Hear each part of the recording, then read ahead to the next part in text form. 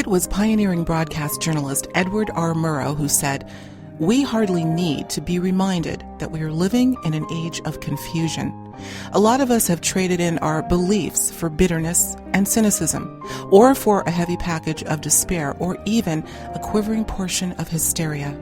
Opinions can be picked up cheap in the marketplace, while such commodities as courage and fortitude and faith are in alarmingly short supply." Murrow remains one of legendary journalist Dan Rather's biggest heroes, and for good reason.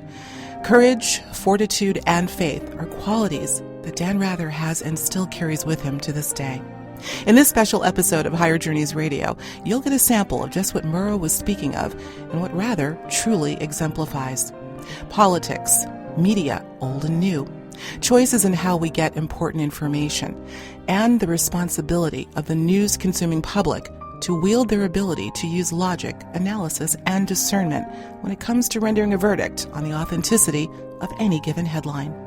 We discuss these critical issues and much more. So listen in now to this, my exclusive interview with Dan Rather.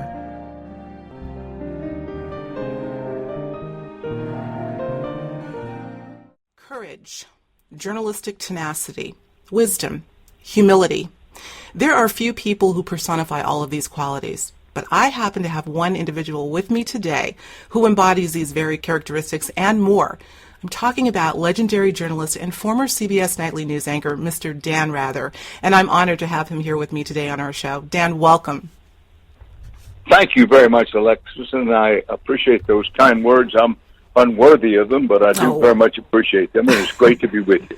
Well, thank you. Thank you so much. Well, listen, I have to say there's a lot I'd like to cover here. We talked a few minutes offline. The news is moving at a fast pace, more than we can even imagine. But and you know, I have to say, with all of your years of hard-hitting journalism, we're going to talk about some of the stories, perhaps. But you have covered the most important stories of the last half century. Not to mention the JFK assassination, Watergate, civil rights movement. It would be so tempting to spend our time going down memory lane on these history-making events, and you've given all of them stellar coverage. However, today, what I'd like us to focus on is the changing face of news media, the dynamics at play, and where you feel we're headed. Now, I want to ask you, if you were to juxtapose the culture of mainstream news, even just a decade or so ago, compared to where we are right now, how would you sum that up? Well, there's light years of difference between now and, say, even as recently as 5 years ago, never mind 10 or 12 years ago. But, you know, it's not just every day, but almost every nanosecond. The world is becoming increasingly more digital and more mobile. I have in mind that it hasn't been that long ago that, laptops made the rather, sudden and awe-inspiring move past desktops.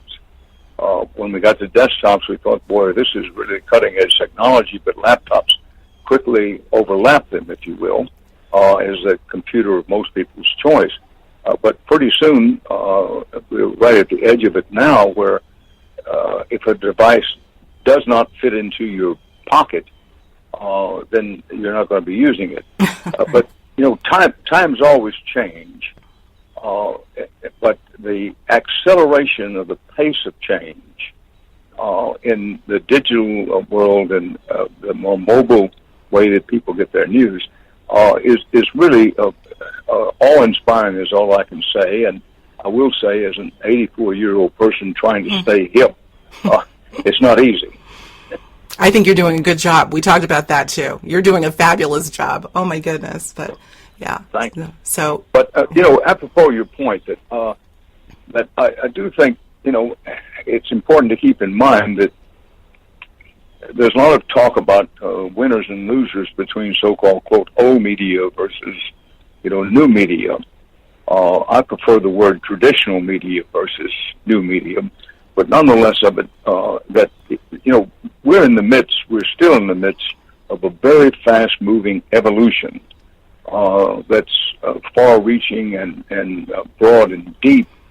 It's driven by technology, and the very niched online communities of today are in many ways driving that. the way most people consume news has shifted dramatically, and even as we speak, is shifting. How we interact with the new ways in which media has changed is key, and obviously those, including publications and cable and television, and individuals, those that embrace the new digital landscape and do their best to keep up with the rapidly changing times, are the ones who are obviously going to benefit the most in the future, and that includes consumers. For example, within consumers, particularly news consumers, that those who keep up and do their best to keep up with the changing technologies and changing ways that news is disseminated are going to benefit the most from it. That the difficulty, I think, for most people is to prevent themselves from just throwing up with their hands and saying, listen, I can't keep up with all the new electronics and the new gadgets, and sort of give up. Anybody who takes that attitude is going to be very rapidly left behind in so many ways, including the quality of the news they get. That's an interesting comment, Dan, because the next question I was going to ask you, you made this clear that it will be those who benefit, that those that are keeping up with the changing face of technology are the ones that will benefit. So I don't know how you would answer this next question, but what I was going to say is, we're living amid this 24-hour news cycle disseminated through the various technologies. So we're getting this steady stream of information. Do you feel it's helping or hurting us, or a little bit of both? Well, I think it's quite a bit of both. I am, as I think I expressed to you earlier when we were talking before we got into the program, that I'm an optimist by nature and by experience. And in this whole new digital world is changing so rapidly, there certainly are some negative aspects to it, the downside to it, but I think the benefits, and I'm not just talking about news, the benefits in terms of education, understanding one another better, to say nothing of culture better. In the medium and long range, I think it's overwhelmingly positive. In the shorter range, yes, there's some downsides. For example, the anonymity with which one can smear someone else's reputation, with someone else's name, and do it with almost assured anonymity, is obviously a problem, and one we are still coping with. But I come back to what I call the base camp, and the base camp is this is the new reality. Now, you mentioned with news that the 24-hour news cycle, we actually the phrase 24-hour news cycle, I think now is outdated. There's there's literally a deadline every nanosecond, and we talk about news cycles that sometimes last only an hour and a half before the cycle changes. Well, yeah, you're right. It's certainly moving at an incredible pace, but I think my feeling is that information is great, but I think discernment as well in how we process, how we distill this information is also equally important. And this was another question I wanted to ask you, Dan, with as it relates to mainstream news particularly. How do you think the stories that we're hearing, and there are a lot of them, we had a saying in the business that said, if it bleeds, it leads. And I say, it seems right now that if it doesn't bleed, it barely makes the cut. I mean, let's face it, a lot of these stories are just heinous, although there's some good ones as well. I like that phrase. I like that phrase, that if it doesn't bleed, it doesn't make the cut. I came up with that. In a broader context, there's so much in this. I find myself excited to discuss it, and I'm really thankful for the opportunity to discuss it with you, because there's so much. For example, there's a greater burden on news consumers, just to pick one part of the new digital revolution. For a news consumer, the burden is greater now to find places, platforms, if you will, that the consumer can depend on. the metaphor has been overworked a bit, but in terms of news now, you were sort of, each of us individual, we're at the end of a fire hose. Things, so much comes at you so rapidly. Absolutely. The question is, well, how do I make sense of this? How do I get the news that I need and want? And it's there. There's never been a time when there's more quality news to be had than there is today. But the difficulty is to sort out those places that specialize in and make a habit of quality news from all the other that's coming at you at the time. So, that's number one. It requires more thought, more work, and in some ways more time. Mm-hmm. There was a time not long ago you just pick up the newspaper and start thumbing through the newspaper. Well, now it's not nearly that simple. The second thing I think is to understand that there's never been a time when in a society such as ours, a country such as ours, a constitutional democracy, or a constitutional republic built on the principles of democracy and freedom, which depends on informed citizenry, each individual citizen informed. So there's never been a time when we need skepticism as much as we do today. Now, I want to be very clear, not cynicism, never cynicism, but skepticism. Right. Skepticism being, well, okay, this is what this site is telling me, this is what they're saying. Let me check out other sites that I have learned to depend on and see, be skeptical. Be skeptical of what politicians say, of course, and for that matter, be skeptical of what various news sources say.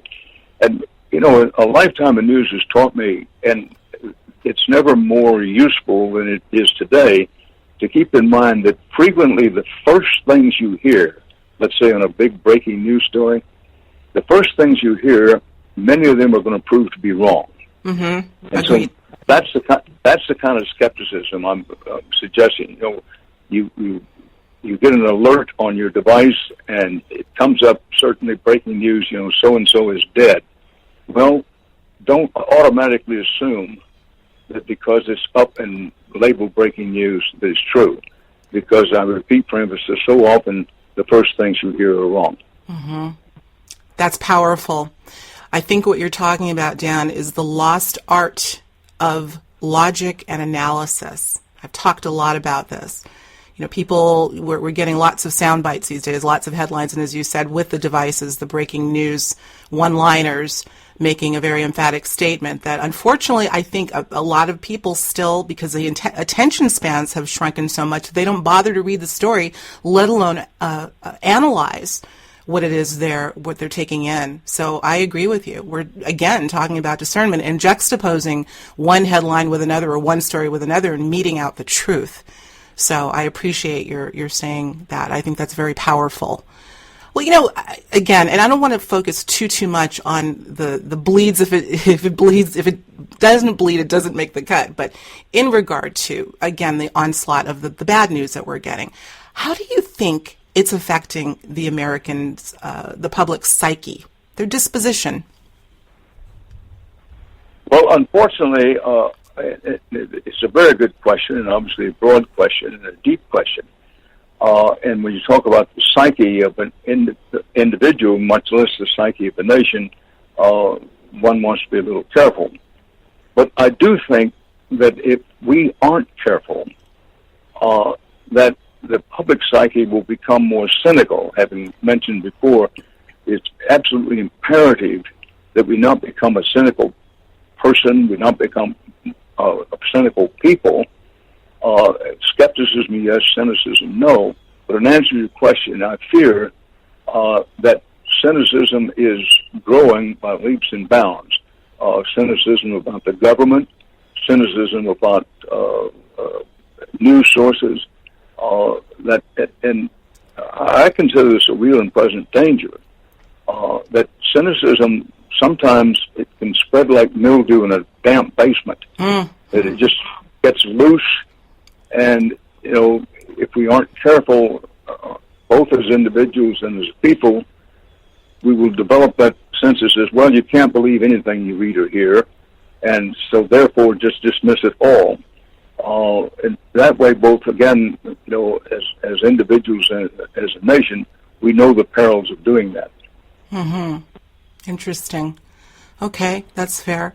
I think I was referring more to just, again, we're speaking again of cynicism versus skepticism, but in terms of the emotional ramifications. When you hear a story, this affects you emotionally.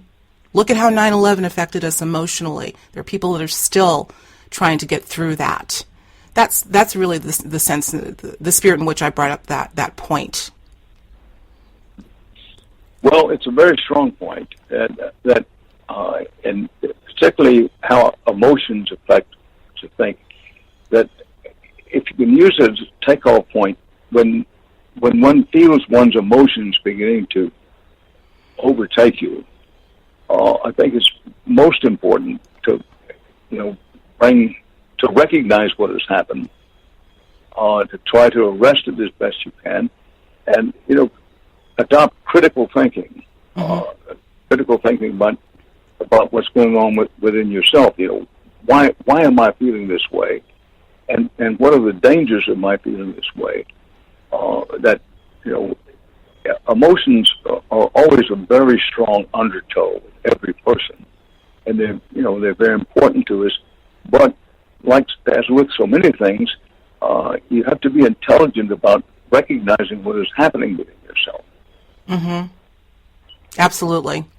Being in touch with one's emotions, I suppose, and acknowledging I'm not feeling good about this. And I don't know, maybe sometimes that means if we're being overly burdened through these stories, that maybe we need to, as I say, take a news diet every once in a while. Well, I like the phrase news diet. I didn't come up with that one. I didn't come up with that one. I've heard that.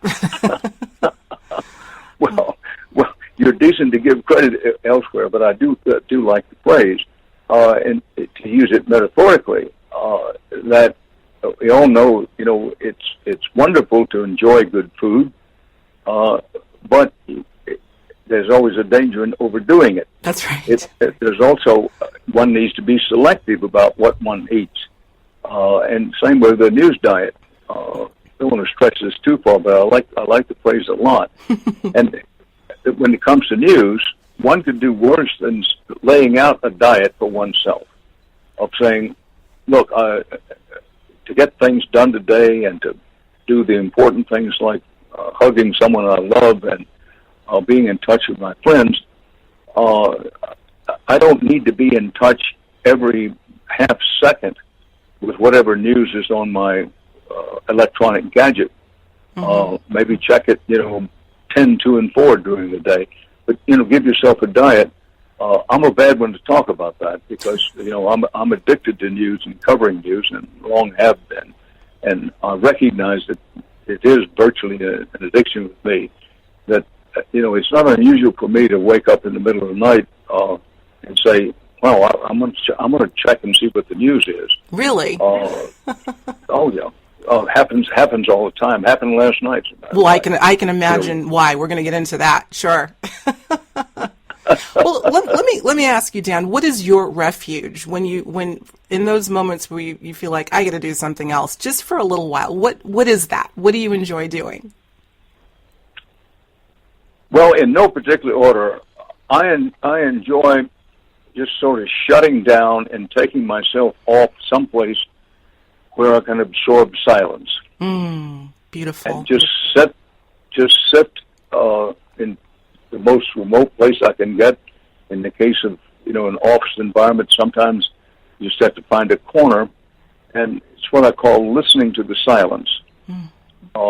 That's one thing. Another is to take a walk, literally take a walk. I prefer to walk in nature, but the nature of my work is that I live and work in Manhattan, a concrete and steel jungle. So there's a rare opportunity to walk in nature, but I would say take a walk. Another, in answer to your question, is to talk to my wife.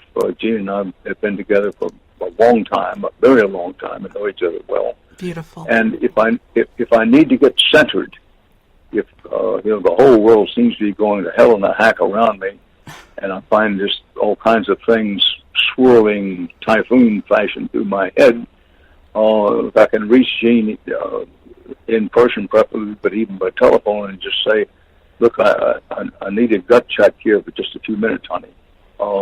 That's another way, and I have a very good relationship with my children. I have two grown children, a daughter and a son, and the same thing applies if I can reach them and just say, "Look, nothing big here, I just need to get myself centered, so let's talk for 65 seconds, and that'll help me." Love it. Those are all powerful things. I say the simpler things, the more subtle or simple, the more powerful, particularly the walk, not so much in the concrete jungle, but in nature. I'm a gardener, actually, and that's sort of my little refuge where I go in silence, whether I'm pulling weeds or just sitting in the garden. So that's absolutely beautiful, beautiful. Well, let's go from the beautiful merits of silence in nature to, I want to segue into something that's not so beautiful. Well, I should say the Facebook essay that you wrote was powerful, but the situation that we might be getting into is not so beautiful. I believe it was June 1st, Dan, that you made a Facebook essay, really. And by the way, folks, you have to go to Dan's Facebook page. It is just chock full of, the way he can only do it, beautiful news reporting. But this has to do with a comment that you had made about Donald Trump's complete, and I'm going to quote you, fusillade against the press. You also said, "This is not a moment to be trifled with. It wasn't his first tirade, and it won't be his last." And this will obviously is part of a much longer post. But for our audience, will you elaborate on where that point was coming from for those that didn't hear about what you were referring to? Well, first of all, thank you for noticing the Facebook post. What I was referring to is that Donald Trump, and more about him, if you like, in a moment, but there was a situation which was a public appearance by him, and I think it was a news conference, I'm pretty sure it was a news conference, in which reporters were doing their job, which is they were asking him what he considered to be tough, probing questions about such things as this Donald Trump University, the school that he ran, and made money on a while, and question of how much he had actually given. He talked earlier about giving money to veterans charities. The reporters were asking, questions, and he took offense of their asking the questions and began to ridicule the reporters. In one case, referring to how someone physically looked and saying, something nasty about it. Now, whatever one thinks of Donald Trump and his policies, and whether you're for or against him or haven't made up your mind with it, for a presidential candidate, this is unacceptable behavior. And if it needs to be stated, and I think for most Americans it doesn't need to be stated, look, a free and independent, fighting independent when necessary press is the red beating heart of freedom and democracy. Our whole system is built on, and we've known this since civics class, no later than 7th grade. But the whole idea that a responsible press in a society such as ours is supposed to question power. That's part of the balance of powers in our whole system. And for Mr. Trump or anyone else, as a presidential candidate, in his case now the presumptive nominee of his party, to engage in this kind of personal attack and assault on individual reporters as well as the press as a whole is simply unacceptable. Now, since then, one can say the same thing about attacking individual judges because of their ethnicity. I know you're aware of the story that he attacked a judge because the judge was of Mexican heritage. Yes. Mind you, the judge was born and raised in the United States. I mean, here's the point, and I don't mean to rant on this, but I do think this is not to be taken lightly. That we rightly expect, we the people rightly expect candidates for president to operate at least a minimum level of civility, decency, and respect for the national institutions. Mm-hmm. In the cases that I've just mentioned, candidate Trump has not done that. Now, I recognize that somebody listening to this would say, oh, well, this is a, quote, left-wing Bolshevik bomb train.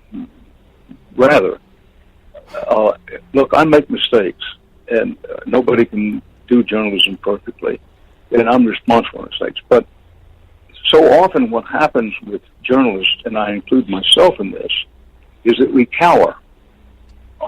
That somebody, you want to ask a tough question, but you say to yourself, if I ask that question, and particularly if I ask a tough follow-up question, then the person in power is going to make me pay a price for that. Mm-hmm. And so you double clutch and you don't ask the question. So I confess, and I apologize, a long-winded answer. No, that's fine. But that's what prompted me to make that post. Yeah.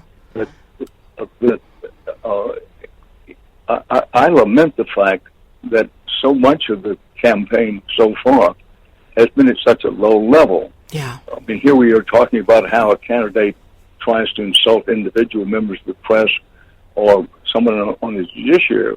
What we should be talking about is that in at least one case, a candidate has proposed we don't need NATO anymore, the North Atlantic Treaty Organization, and/or we need to encourage Japan to develop and have its own nuclear weapons.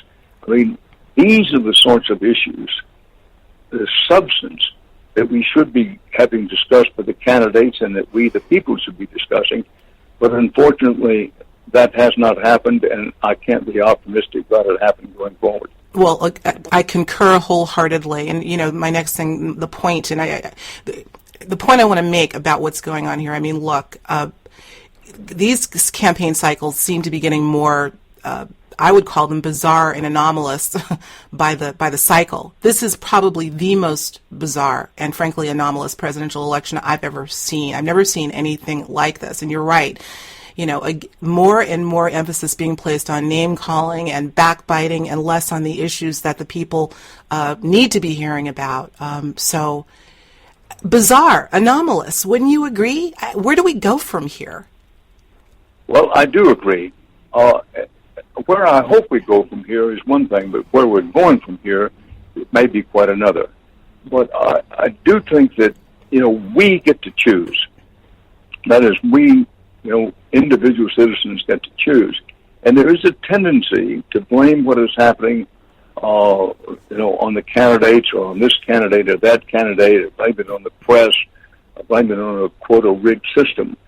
But the old Shakespeare line of, the fault, dear Brutus, is not in the stars, it's in ourselves. Mm. And with what's happened to these, Ed Murrow used that line a number of times in situations similar to that, which is to say that we can make a difference. And again, I don't want to preach about this, but it's fact. In a system such as ours, we, the people, get to make a difference. And in many ways, we get the level of campaign that we desire. And as long as people get titillated by the horse race aspects or get intrigued by the low road sensationalism that candidates take, as long as we're consumers of that and we acquiesce in consuming that, that's what we're going to get. If we want a higher level presidential campaign, we can demand that. Yeah. And if we get together and insist on that, that's what we'll get. Now, in the here and now, we now have two presumed nominees in Hillary Clinton and Donald Trump. Between now and the conventions, this happens every presidential election year, we reach kind of what someone recently called the doldrums, which is, okay, the primaries and caucuses are over. The next big climatic events are the nominating conventions. And in that period, this period now sort of early to mid-June to late July, is a period where the tone of the campaign the rest of the way will be established. Mm-hmm. Right now, right now the outlook is, as we've said before, the outlook is for it to be very nasty. But if there are enough people in the public that say enough, I don't want to hear any more about accusations about judges and insults hurled at reporters. I want to hear about real substance. Is it a good idea to pull out of NATO? Is it a good idea to provide nuclear weapons for Japan? How do we address the increasing inequality of economic opportunity in the country? Those are the kinds of things that should be discussed. And I could say, well, that's my opinion, but I know that's a widely shared opinion. Mm-hmm. Well, I'm pausing there because you're right. The onus is, and I think, frankly, Dan, always has been on the American public as part of this democracy to demand substance, not only in the promises, but in the follow-through, and that's a whole nother issue. Even those campaigns that did focus and the candidates that did focus on issues, and they're not following through on them, But at least at this juncture, you're right. The American public needs to say, look, I'm tired of all of this. What vehicle do you think we might use to do that if that were to be done? Is this something that social media could be leveraged to do for the American people to speak up? Absolutely. I was just going to say, in the new age, the fastest and the greatest leverage would be on social media. Mm-hmm. An example would be that all too often, there are notable exceptions to this, but all too often, a candidate is invited to come on a television, news program, and to play patty cake with the interviewer. That the interviewer wants access to the candidate, and there's an unwritten compact. Okay, the candidate will come on your program, but you're not to ask any tough questions, and heavens knows not to follow up with any tough questions. And so time after time, what you have is an interview which is kind of a version of patty cake. Now, if enough people get on social media and say this is ridiculous, there was no substance in this interview, it was more a campaign commercial for the politician, that has power. And it, in the case of social media, it has immediate power. Unlike sending a letter or even an email to the institution, is to get on social media and say, listen, I saw this interview on X network, or I saw it also on the internet, and this is ridiculous. No question of substance was asked, and no question of substance was answered. The public vastly underestimates their ability to get the kind of coverage that they want. I want everyone to hear that loud and clear, people. I hate to think that we're in such a state of apathy that, or feeling already that we don't count, that we wouldn't make a move like that. But just with the few keystrokes making a powerful statement like that, I think I hear another Facebook post from you coming. How about that? I think that's a fabulous idea, and it's very easy to do. So, yeah, oh boy, this is such a multi-dimensional, is what the word I like to use, situation. Not all bad. I think that within the madness, there's magic, I like to say. So maybe there's got to be a silver lining to this. There has to be. But I do think that silver lining will be based on our action, not inaction. So, very good. Very good. Well, listen, let's transition a little bit. We've got about, 20 minutes or so left, and I'd be remiss if I didn't mention your wonderful show called The Big Interview on Access TV, and I'm so mad because I did not get a chance to see your recent Legends Lost episode. I believe that aired yesterday, June 7th, because we don't get Access TV. I may be able to get my hands on a copy, but tell us about The Big Interview, and then tell us about the beautiful tribute you did to the Legends Lost. Well, first of all, this is a special program. I do a series of programs called The Big Interview, in which we try to do in-depth interviews lasting an hour, try to make them what we call legacy interviews with the subjects with whom we speak. This particular program called Legends Lost takes the takeoff point of it is that over the last 6 to 12 months, we've lost some of the biggest names in entertainment: B.B. King, Prince, Natalie Cole, Merle Haggard, David Bowie. So the takeoff point for this particular special program is to do a 1-hour program in which we more or less summarize who they were, defining moments, and we think we have some things that haven't been heard elsewhere from friends. For example, what was Prince like when he was 7 or 8, 9, 10 years old? That kind of material. It does play on Access TV. That's AXS TV, which is a cable and satellite network. It unfortunately is not available everywhere, but you can get it up. And also the program will be available on YouTube. So I appreciate you mentioning it. I don't want to be overly promotional here, but I appreciate very much. Yeah, well, I saw some of the clips that you posted on your Facebook page. When I say this man is engaged in social media, I'm not kidding. So I was able to get a sneak peek of Legends Lost. And so you're saying that it will be available in its entirety on YouTube? Yes. Oh, fantastic. Not immediately. Right now it's available on Access TV. It plays again tonight at 7 o'clock and be repeated. Okay. On the satellite and cable channels. But as soon as possible, it'll also be on YouTube. Oh, I'm happy. But, one of the things that interests me about this, so often we see these people who develop big names because of their immense talent. But what I've found in interviewing these people over the years, these people being big name celebrities, if you will, that almost without exception, those who've been on top, made it to the top for whatever reason, and particularly those who managed to stay on top, tend to be fairly broad and deep people who have a lot of interests outside their own sphere. For example, some of the best of them have learned the hard way that they have to be good business people.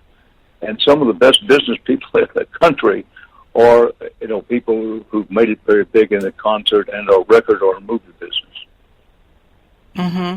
Yeah. Oh, I agree. Again, I use the term multidimensional aspect of these individuals. They're rising stars for a reason, because I think that they found an affinity to so many different things, and I think they pour all of that, or have poured all of that, into what you see as an end result. So, for sure. Well, kind of in staying in the on the topic of losing legends, just within the last month or so, we've lost 3 legendary figures in their respective fields, including your longtime colleague Morley Safer. Of course, the tragic loss of Prince, which you have written about post his death, and also covered in this phenomenal special edition of The Big Interview. And most recently, we lost Muhammad Ali, and that's a big one as well. Now, as far as Prince is concerned, Dan, I know you have commented on his loss and the most recent announcement of his cause of death, which was apparently an opioid overdose. What are your thoughts there in terms of this epidemic? Another just perplexing phenomenon. Well, perplexing is a very good word for it. Number one, this is not an area in which I have any special expertise, but the following thoughts do occur to me. And this happens from time to time and fairly often, that this is a national problem. And it develops, to use the cliche, so often, and it did in this particular case, these opiates, it develops below the radar. The public at large is barely aware, if they are aware at all, that a problem is growing.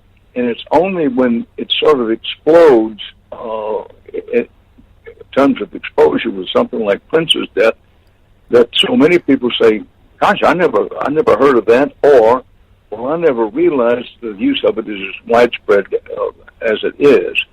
I did not know Prince well, I'm sorry to say. In fact, I barely knew him at all. I met him one time at his home outside St. Paul in Minneapolis, and at that time, this goes all the way back to the 1980s. At that time, what struck me is how much pressure he seemed to place on himself. committed to excellence, and if not indeed perfection. And that, I think you've been in the room at that time as I was, that you would have had the same impression. Just say, gosh, I hope he can ease up someone himself, and I hope he can take himself off someplace for a walk or whatever. But that was my impression at the time. But back to your main point, that, among the things I would like to hear presidential candidates addressing is what do we do about problems such as this, that the use of these kinds of drugs, these kinds of opiates, is very widespread. As you may know, the use of heroin has also just exploded all over the country. Now, I don't recall a single time during the primary and caucus election campaign in which a single candidate even mentioned this, much less, and I'm pretty sure about this, I'm correct, nobody sought to talk about it in anything approaching depth of saying, this is what, as president, recognizing that I can't wave a magic wand as president and solve the problem, but this is what I was just doing about the continuing to spread metastasized fashion. These problems with really lethal narcotics doesn't get discussed in the presidential campaign. It doesn't. A lot of the things that need to be discussed aren't being discussed. And again, I'm afraid, Dan, that because so many people tend to follow the course of, or have a consensus about what is being talked about, rather than talking about this very real crisis, perhaps they're talking about the rant between the now two candidates. Again, it's very disturbing. And we have to reiterate to our audience and to the wider world, speak out about it. Let them know. Or, maybe you're not aware of these things yourself because you're not hearing them talk about it. So, thank you for that. Well, and then there are those things of which we are aware, and almost everybody's aware, but everybody's afraid to talk about. An example would be the continuing challenges of race relations in the country. Yeah. Again, it's almost like it's a no-comment zone for candidates to talk about. Listen, we continue to have deep and abiding problems with race relations. Yes, you can make the arguments, a valid argument. We've come a long way, but there's still a very long way to go. Now, other than sort of obliquely referring to it for political advantage, a substantive discussion among let's take, for example, presidential candidates, a substantive discussion about, let's be honest, what are the manifestations of the worst of the race relation problems in the country, and what are some suggested remedies, each candidate saying, this is how I would approach the problem, this is how I would attempt to deal with it, this is what I would suggest.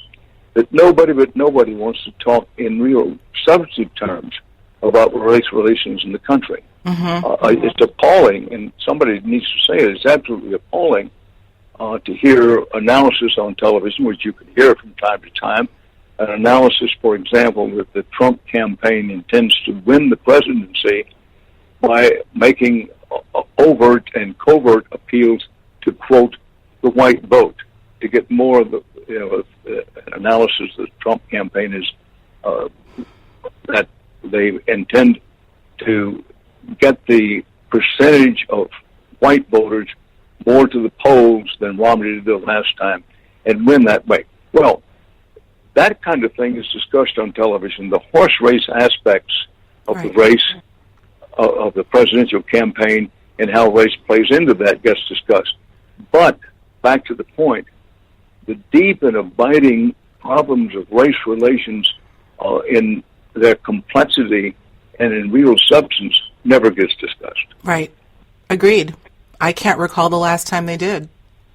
The civil rights movement, perhaps?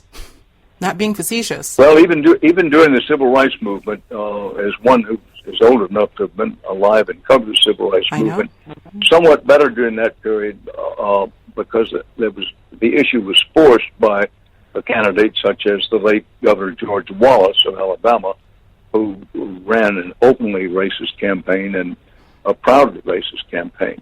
But even during that period, there was a real effort to avoid any substantive discussion of what should be done to improve race relations. And I come back to the point because I think it's important, Alexis, that so many people say, gosh, why is Dan rather than anybody talking about race? We had the civil rights movement. We have a president of the United States of African American heritage. We're well past that. Well, the answer, of course, is yes, we have made some progress, but we're nowhere near past it. That it remains one of the deepest and most abiding problems in the society. Agreed. We've got some big issues to chomp on here. So again, folks, open and honest discussion amongst each other to your political leaders. Let them know what you want to have discussed. And heck, if they decide they're just not going to, I suppose we'll have to take our future into our own hands and start that healing process ourselves, because we have a lot to heal from, for sure. Okay, well, let's move on a little bit. Thank you for that. Always substantive comments from you, Dan. So much appreciated. Well, let's again talk about how you have plugged in to the wonderful world of non-traditional and on-demand media with your own outlet. I love it. newsandgutsmedia.com, which I would say is a wonderful repository of current and future projects that you're working on. And folks, I want to tell you, this website is just beautiful. It is eye candy. It's fantastic. But equally so with your content. Beautiful. Tell us about it. newsandgutsmedia.com. Well, when I left CBS News, getting to be a decade ago now, slightly more than 10 years ago, I had no idea what I would do. It was my expectation that I'd finish my professional life at CBS News, where I had been for 44 years.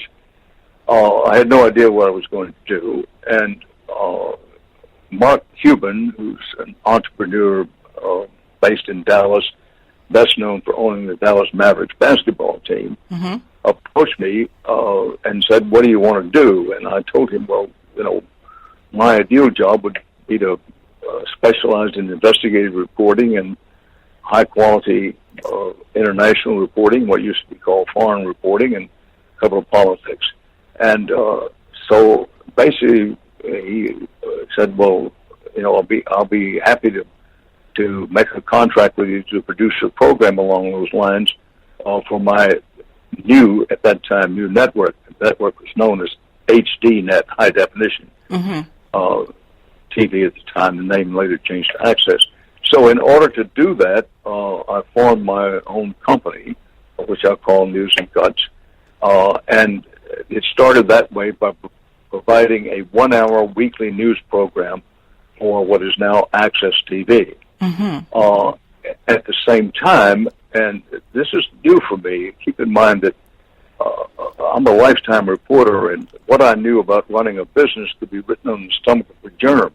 I knew basically nothing about business, but set up my own business using Guts Media to provide this program for Mark Cuban's television network, and to get myself up to speed as best I could on new media, new ways of doing news, and that has led to, I now, look, I'm not on the cutting edge of things, but I do Facebook and Twitter, trying to get my Instagram operation up to speed, and try to develop new programs both for radio and television, but also for platforms like podcasting,